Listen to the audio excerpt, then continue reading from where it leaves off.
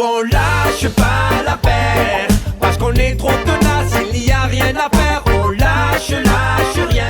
Bonjour, on est le lundi 6 mai. On va vous faire un petit retour et un compte rendu du CSE de ce matin.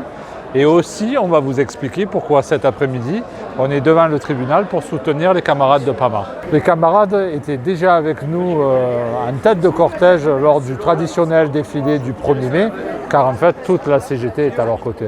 Après 137 jours de grève et un second rapport de l'inspection du travail qui valide le droit de retrait, les camarades de Pamar ont gagné devant le tribunal et le report de leur audience au 31 mai. On revient de l'information un peu plus locale en vous parlant du CSE qui s'est tenu aujourd'hui. La direction a adressé un courrier à la secrétaire du CSE remettant en question la gestion de ce dernier et a donc demandé un audit que nous avons dû voter aujourd'hui. Alors vous le savez, depuis plusieurs élections des élus CSE, la CGT propose au moment de la prise de fonction en tant que gestionnaire de réaliser un audit pour partir sur des bases saines et surtout de bonnes pratiques en matière de comptabilité.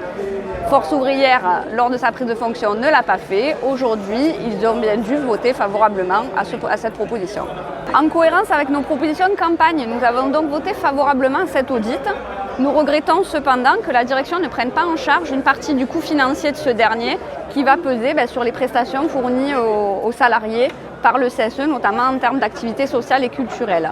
On regrette également, c'est une proposition que nous avions faite, de remonter sur une période antérieure à la mandature en cours, ce qui aurait permis de savoir ce qui relevait du passif et si nous avions des bonnes pratiques depuis longtemps. Deuxième point à l'ordre du jour de ce CSE, l'outil Arpège régime général qui vient remplacer Progrès pour le traitement des indemnités journalières maladie et accidents de travail. On craint que sa mise en œuvre provoque de nouveau une catastrophe industrielle comme cela a été le cas au moment de la mise en œuvre d'Arpège pour les travailleurs indépendants. Par ailleurs, la direction nous annonce que cette bascule se fera avec un stock à zéro. On est très sceptique à ce sujet. Et en plus, cerise sur le gâteau, pendant 10 jours, aucun paiement des indemnités journalières maladie et accidents du travail pour les assurés, le temps de la bascule, quoi. Le déploiement de cet outil Arpège se fait dans un contexte budgétaire très contraint pour les organismes d'assurance maladie.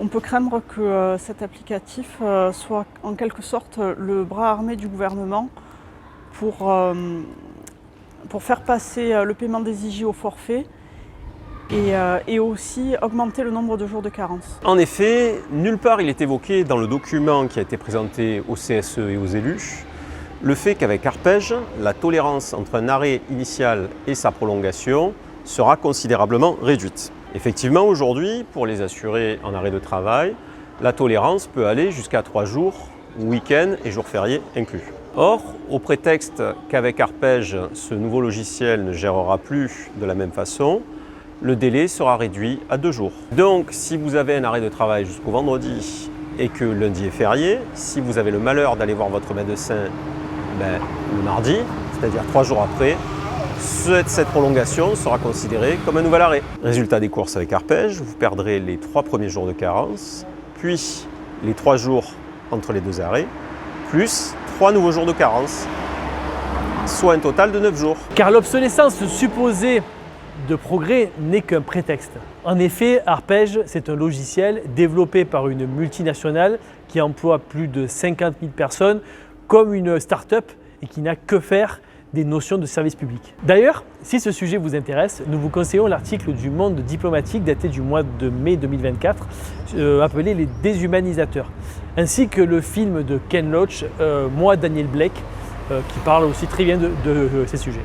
En Angleterre, comme en France, mais comme ailleurs, dans les pays les plus riches du monde, on laisse crever les pauvres gens et l'argent public est utilisé pour engraisser des multinationales qui n'ont pas besoin de ça. Dans le cas d'Arpège, mais il y a d'autres logiciels de ce genre, on aurait pu encore s'appuyer sur le savoir-faire des développeurs informatiques du réseau de l'assurance maladie. Il y a énormément de travailleurs extrêmement compétents et surtout plus légitimes. Alors aujourd'hui, on était présent en soutien aux salariés de Pamar devant le tribunal et surtout contre la criminalisation de l'action syndicale.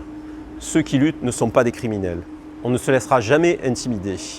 Adhérez à la CGT et bien sûr, vous le savez, on ne lâchera jamais rien. Nous on lâche pas la paire, parce qu'on est trop tenace, il n'y a rien à faire, on lâche rien. On s'en bat aujourd'hui.